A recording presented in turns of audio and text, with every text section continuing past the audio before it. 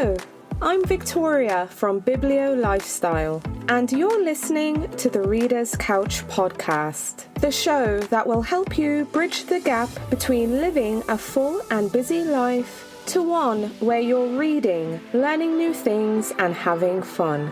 In today's episode, I'm super excited to talk more about the BiblioLifestyle 2024 Winter Reading Guide and share 6 books from the guide that I think you should add to your TBR. So whether you're looking for a romance, a mystery, or even a fantasy, this episode has something for you. So stay tuned. Hi readers, welcome again to the Reader's Couch. I'm your host Victoria Wood, and today I'm super excited to talk all about the BiblioLifestyle 2024 Winter Reading Guide. Because after all, with all the cold and chilly weather rolling in, it's time for us to find a warm spot and immerse ourselves in the captivating world of new books. So, if you're looking for the best new books to carry you through the season, then this guide has just what you need. So, I'm really excited about this guide because it's the first guide with the first set of 2024 new releases. And as always, I feel like every year is shaping up to be an amazing year for books, and 2024 is no different. So whether you're looking for a mystery, thought-provoking literary fiction, a captivating fantasy, a romance, whatever you're looking for, I think this guide has something for everyone. So if you haven't already, visit winterreadingguide.com to download your free copy of the 2024 Winter Reading Guide. So again, that's winterreadingguide.com for your free copy of the BiblioLifestyle 2024 Winter Reading Guide. Now, if you're hearing about the Winter Reading Guide for the very first time, it's a free downloadable PDF guide that I create, sharing some of the best books of the season that I've read, along with some fun things to do by yourself or with your family. You'll find recipes, reading and lifestyle tips, plus lots more. Now, I originally sent this guide to newsletter subscribers in December, which is when the guide was first released. So if you're not a part of the newsletter community, this is your sign to sign up, because you'll be the first to get all our seasonal reading guides. And we have a spring guide, we have a summer guide, we have the fall guide, and of course a winter reading guide, which I'm talking about today. And we also do a holiday gift guide. So again, if you're not a part of the newsletter community, take this as your sign to sign up. Now, before we get into the details, I just want to say the Winter Reading Guide, and for that matter, all my seasonal reading guides, they're not a comprehensive list of the books that are coming out for the season. This guide is just filled with my favorite books that I have read in preparation for the guide, and then I put the guide together with my favorites in hope that you'll select a book or two from the guide to add to your reading list. Now, if you're a member of the BiblioLifestyle community, you'll also receive a copy of the shortlist. Now, the shortlist is another PDF guide, but this one includes all the books I've read and loved that were under consideration for inclusion in the public guide. Plus, you'll also find a list of books like recommendations as well. So you know how sometimes a reader will recommend a book to you and say, well, if you're a fan of A, or if you enjoyed B, then this book is for you. You'll find a books like recommendation list for not just the books that were selected as a part of the Winter Reading Guide that went out to the public, but you'll also get books like recommendations for all the books I read and loved that made the shortlist. So if you want a copy of the shortlist, which like I mentioned, includes all the books I read and loved that were under consideration for the guide, including the guidebooks, and a list of the books like recommendations, then consider this another sign, but also an invitation to join the BiblioLifestyle community, where you'll also receive other perks as well. So in addition to getting the shortlist, we have lots of things going on. We have workshops, we have a book club, we're doing crafting, we're doing all the things. So visit bibliolifestyle.com/community for more information on how you can become a member. You can also learn more about what you can expect inside the community. We have a preview of what our programming calendar looks like and lots more details. So again, visit bibliolifestyle.com/community. One last time, bibliolifestyle.com/community. So you'll find a link to download both the free winter guide and get information on the community in the show notes. Okay, so let's get back to the guide. And before I get into talking about the kinds of books you can find in the guide, I want to talk about the guide's cover because I really love this cover so much. And also, we did something very different with the cover this year. I'm not sure if you can tell what, but there's something about this guide that's very different. So just a quick recap, right? The first guide cover was a stock photo of an icy lake. The second and third guide covers were both illustrated covers. One is with readers ice skating on their village pond, and the third is a winter ski lodge with a bookstore and just readers all around. Now, this time around, for the fourth winter reading guide cover, I really wanted an interior setting because when I looked back at all the guide covers, they were all set outdoors. And to be honest with you, I'm not really surprised about this because my family and I love the outdoors more than anything else. So whatever we love doing, if we can do it outdoors, it's like a win. So if I'm reading and I can read outside, that's a win. They want to play outside, that's a win. My husband loves to cook outside. It's just, we're an outdoorsy bunch. So even though I love the outdoors and quite frankly, most of the guide covers with outdoor settings went by unnoticed for a really long time, but I eventually picked up on it and I decided, well, I want an interior setting and that's the setting that's long overdue. So let me pull up the email I sent to my fabulous illustrator, Lauren George, and let me tell you exactly what we were discussing and some of the notes that I sent her in the design section. So the theme I was envisioning is cozy winter reading indoors. So that's just a theme. I always like having a theme. But the elements I listed that I would love to have included in the design are huge windows with snow on the framing with slivers of the curtain at the side. I was thinking of outside the window, we have tree branches with snow on them and a red cardinal. That was very important, a red cardinal. The moon, if possible, which she made possible. Window seating with a bookshelf underneath. A woman sitting by the window seat reading with a pillow behind her. A book or two on the seat and at other ends. And I wanted a teapot with cups there too. In front of the bookshelf, there's a mat with books scattered on there as well. And I also wanted two folks each sitting on opposite sides of the window seat, also reading. So those were the design elements I was going for. I don't know about you, but I think Lauren knocked it out the park. I'm in love with this design, and I really hope you love it too. Now, again, if you're an avid listener of the pod, I know I've probably said it before, that coming up with the reading guide designs is a family effort, and because we love the outdoors so much and we want to do everything outdoors, it was outdoorsy for a long time, but I'm really excited about the interior design. I shared this with Lauren, and I think she did an amazing job at bringing this design to life. Okay, now it's time for the main event. Let's talk about what kinds of books you can find in the guide. So the BiblioLifestyle 2024 Winter Reading Guide has 21 new releases organized across 6 categories. So in the guide, you'll find 6 literary fiction selections, 3 historical fiction books, 3 family and friendship books, 3 mysteries and thrillers, 3 science fiction and fantasy books, and 3 romance novels.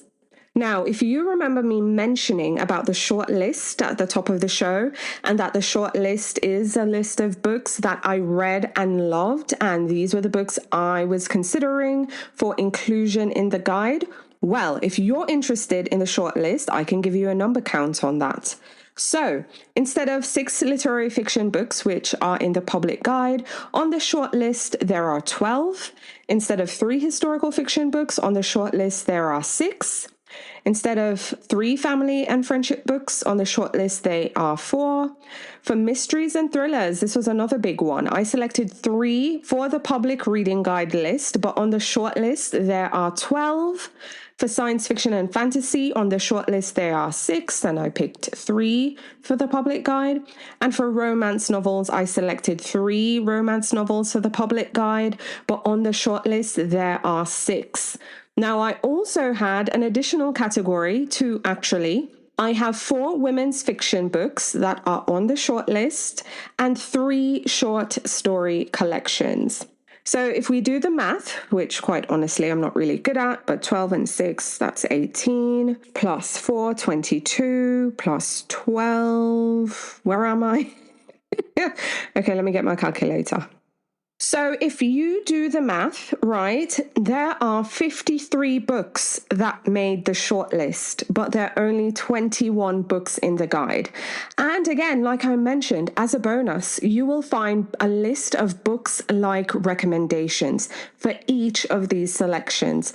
So you'll have an idea of what these books are similar to, and that will also help you decide if a book is for you. So again, visit bibliolifestyle.com/community so you can get more information on how you can become a member, select the membership plan that works for you. You can learn more about the other perks we offer community members, and you can also see a preview of our community programming. So that just gives you an idea of the difference between the winter reading guide having 21 books and the shortlist having 53.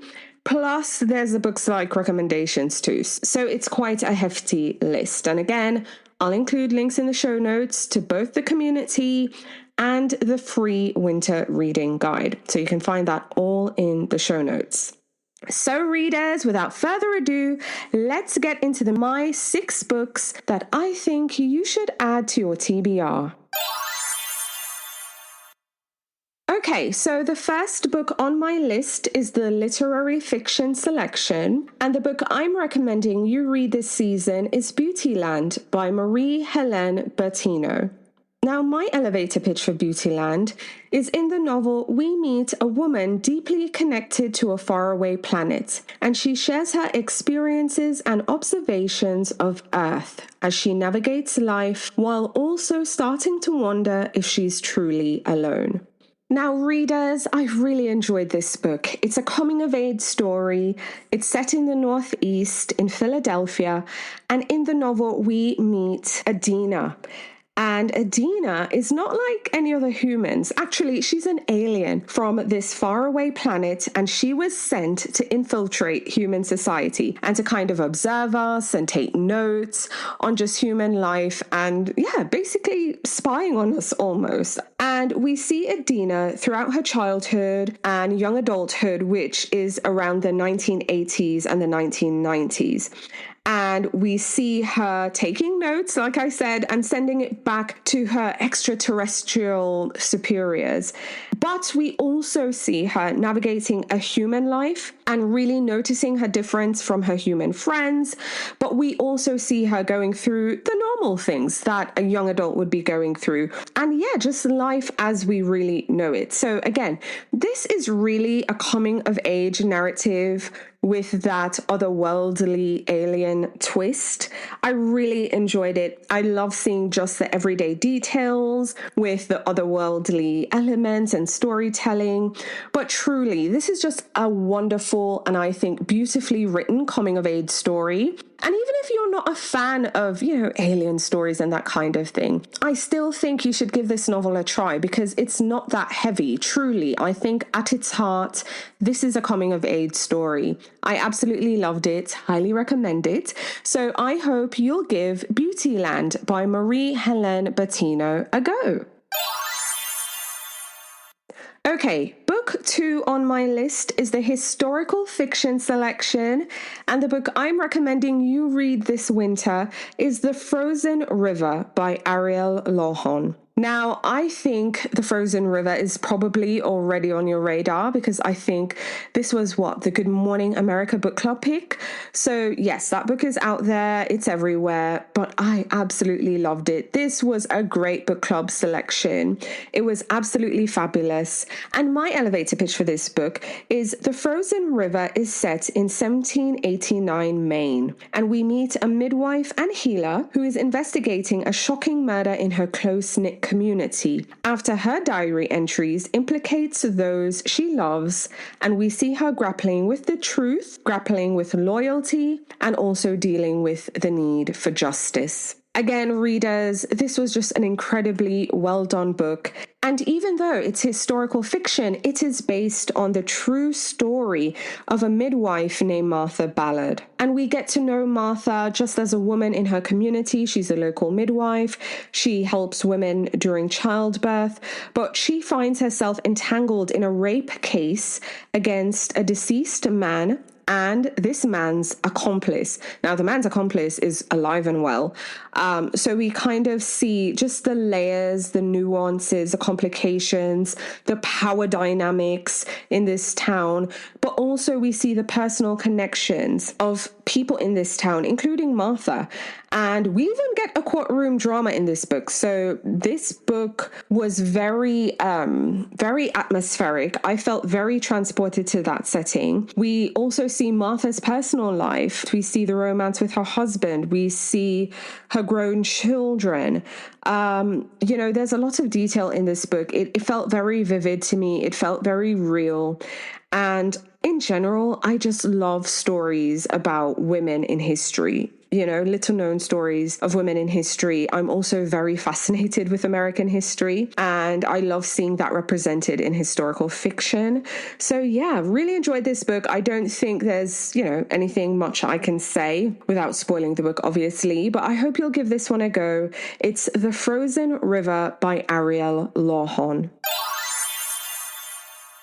Okay, book 3 on my list is a book with themes of family and friendship, and I absolutely adored this book. And if you've been listening to the podcast for some time now, I often say I love reading stories about women who are doing amazing things later on in life, but also just hearing their stories. I truly appreciate that. And I think the older I get, I want to read these women's stories. And in this book, our main character is 77 years old, and I am living. So the book I'm talking about is Mrs. Quinn's Rise to Fame by Olivia Ford. Now, my elevator pitch for this novel is that in Mrs. Quinn's Rise to Fame, a woman's decision to compete on a baking show becomes a turning point in her life. As she finds newfound independence, she confronts long-held secrets, and she also finds unexpected fame. Now, like I said at the top, I loved this woman at the center of the story. She's 77 years old. Her name is Jenny. And we see her surprise herself, basically, by getting a spot on a televised baking competition, despite her initial doubts in herself. She didn't feel like she was going to make it on the show, but she actually gets a spot. We see her overcome her self-doubt and does a really great job with her baking, which I absolutely love to see. But this story is incredibly layered, and I think it's one of its strong points is just how layered the narrative is, just how nuanced it is. And during the competition, we see Jenny kind of come to grips with her life. We see the book dive into parts of her youth. And this is also a story of secrets because Jenny's keeping a secret that not even her husband knows. I'm not going to say what the secret is because I don't want to spoil it. Really, this is a coming of age later on in life. And I do love a coming of age later on in life. And this is also a story of believing in yourself and overcoming that self-doubt and also finding independence, which I love seeing that, especially with women, because I think women, we have a lot of self-doubt. And yes, I'm talking about myself too. There's a lot of self-doubt. So it's really heartwarming when you can see someone later on in life overcoming that. So if you haven't figured that out in your 20s, which for sure you're never going to figure everything out in your 20s, I don't think, unless you're just extremely extremely exceptional, which I'm sure there are people like that out there. But for most of us, yeah, our 20s are horrendous. Our 30s, you're finding your footing, and your 40s, well, I'm really enjoying that time of, just kind of stepping out into your own. But yeah, so to kind of see Jenny achieve this level of independence and belief in herself at 77 just gave me hope, which is basically to say, if you haven't figured it all out by now, that is okay. You have enough time ahead. So yes, it's a coming of age later on in life. It's a story about dreams and them coming true again at different points in your life. I'm a firm believer you can have it all, just maybe not all at once. So you can have things in your different stages, which is amazing. And I just really enjoyed this one. Really heartwarming, really layered. If you love stories with main characters who are older women coming of age later in life, if you also love baking competition shows, then this one will really be a sweet treat. So I hope you'll give Mrs. Quinn's Rise to Fame by Olivia Ford a go.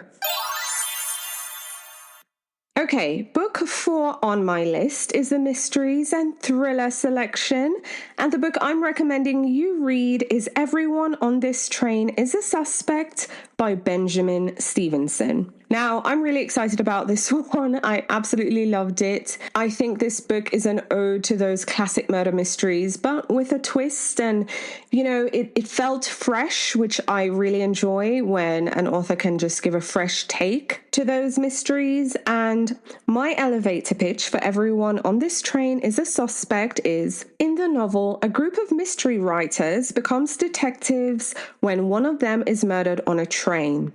But finding the killers proves challenging because all the suspects are literary talents who are skilled in getting away with murder.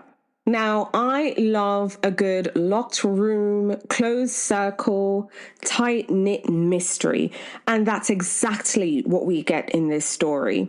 So we meet our character Ernest, who was in the previous book by this author.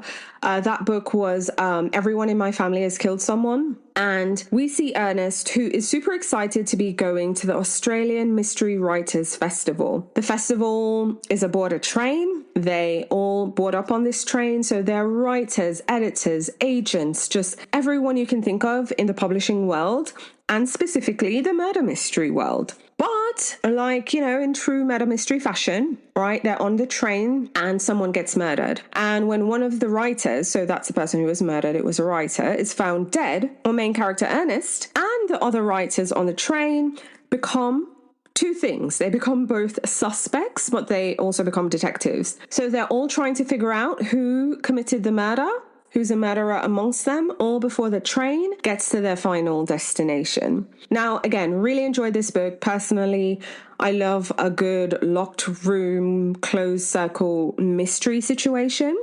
But what I also enjoyed about this one is that it's filled with humor. I think it's very clever. It's not one of those tricky mysteries. It's kind of a nod to those traditional mysteries. There's a traditional mystery line in there. I don't want to say because I don't want to spoil it, but you'll see that nod to the classic. You'll see that this isn't a trick mystery. It has nothing to do with, body doubles, a twin, just nothing like that. This is just, all the facts are presented to you. So as a reader, you're also trying to obviously figure who done it, but all the information is there. So I enjoyed it. It's really clever. I hope you'll give this book a read. Again, Everyone on This Train is a Suspect by Benjamin Stevenson.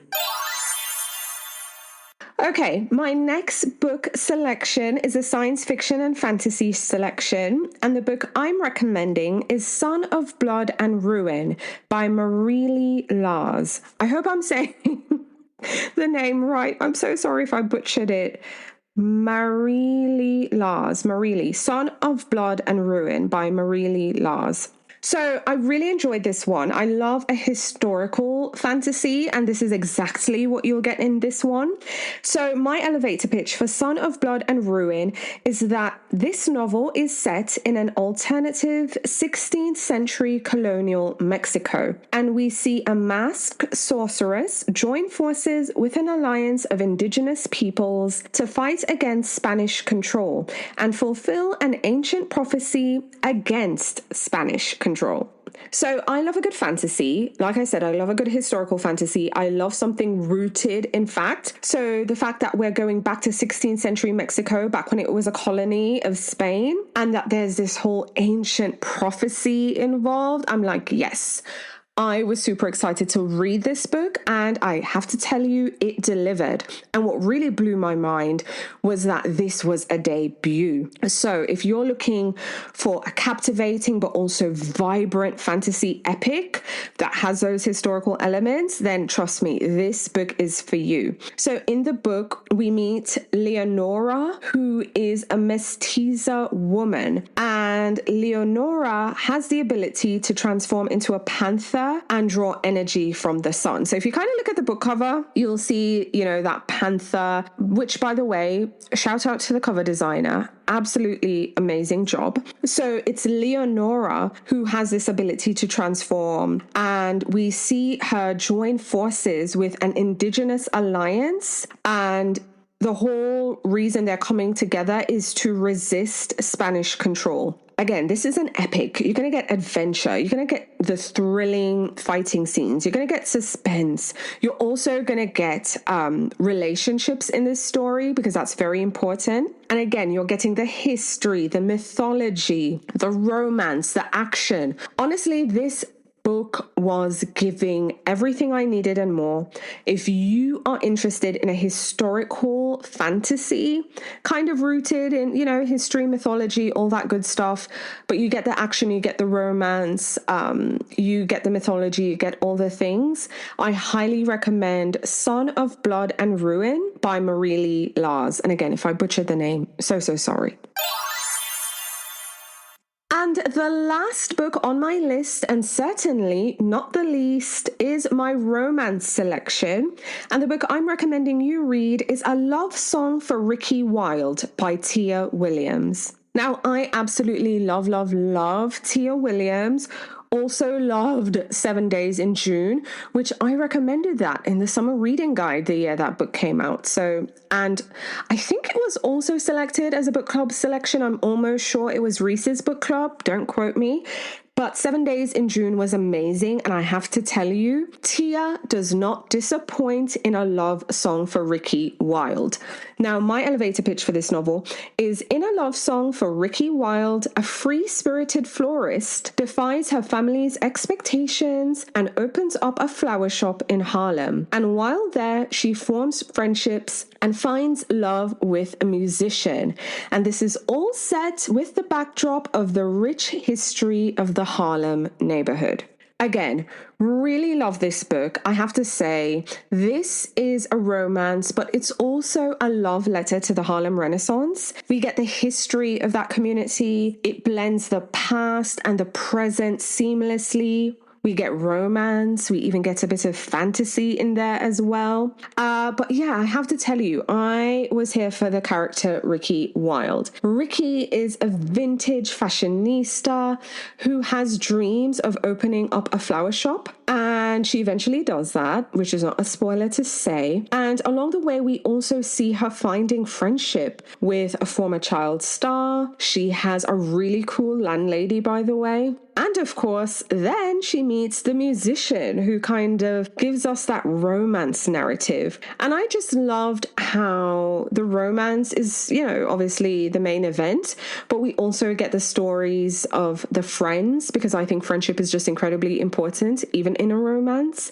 So we get all of that. And again, like I said, we get the history of the Harlem Renaissance, of that community and its historic nature in general. And this just felt incredibly refreshing, but also just really big and epic. So we get the grandeur, we get the love story, and it was show-stopping, honestly. It was heartfelt and show-stopping. So if you're a fan of Tia Williams, I mean, there's no question, you have to pick up this novel. But I also hope readers will give, Tia Williams a go. This was a really good one. So if you haven't already, 7 Days in June, but I hope you'll pick up a copy of A Love Song for Ricky Wilde. It was just, again, it was show-stopping. It was absolutely amazing. Alrighty, readers, so those are the 6 books I'm recommending you read this winter. The literary fiction selection is Beautyland by Marie-Helene Bertino. The historical fiction selection, The Frozen River by Ariel Lawhon. The family and friendship selection is Mrs. Quinn's Rise to Fame by Olivia Ford. The mysteries and thriller selection, Everyone on This Train is a Suspect by Benjamin Stevenson. The science fiction fantasy selection, Son of Blood and Ruin by Marie Lee Lars. And our romance selection, A Love Song for Ricky Wilde by Tia Williams. Now, readers, more than anything, even though I gave you some spoiler-free descriptions of each book, I also recognize that reading is a very personal experience. So if you need trigger warnings, send me an email, hello@BiblioLifestyle.com, and I will do my very best to advise you accordingly. But also, I recommend that you use the Story Graph, which is a book app for readers. So check out the Story Graph because it does an incredibly great job of providing trigger warnings for readers. So that's just another way you can decide if a book is right for you. Also, in the winter reading guide, I've included publication dates so you get to know what book comes out when. Although, of course, don't hold me to it because the publishers can change these dates. But the whole idea of me including these dates is so that you can use this information to get ahead of the line at your library so you can get those library hauls in. But you can also pre-order these books from your favorite bookseller. So again, if you haven't already, visit winterreadingguide.com to download your free copy of the 2024 Winter Reading Guide. Again, that's winterreadingguide.com for your free copy of the guide. So I'll also include a link in the show notes so you can get your free copy of the guide. And also, if you're interested in the shortlist, if you want even more book recommendations, if you want books like recommendations, you can also find in the show notes a link to get more information and join our community, because community members get access to the shortlist, plus there are lots of other perks available for community members. So I hope I'll see you inside the community because I absolutely love getting to know you readers more. You can get to know me and we can build relationships in this space. Also, one more thing, if you haven't already, please, pretty please, leave the podcast a 5-star rating, write me a review if you love the show, and share this episode or any of your favorite episodes with your bookish friends. Readers, I really hope you'll find plenty of books you love in the guide. I'm really looking forward to hearing about your favorites, so again, don't hesitate to reach out to me. But for now, that's it. Thank you so much for being here. Thanks for listening, and I'm really looking forward to chatting with you again soon. Bye for now. Thank you so much for listening to the Reader's Couch podcast. Please subscribe to the show, share it with a friend, and take a few seconds to leave a rating and review. Until next time, stay lounging, stay reading, and whenever you're in doubt, go straight to your local bookstore or library. Thanks again for listening, and happy reading.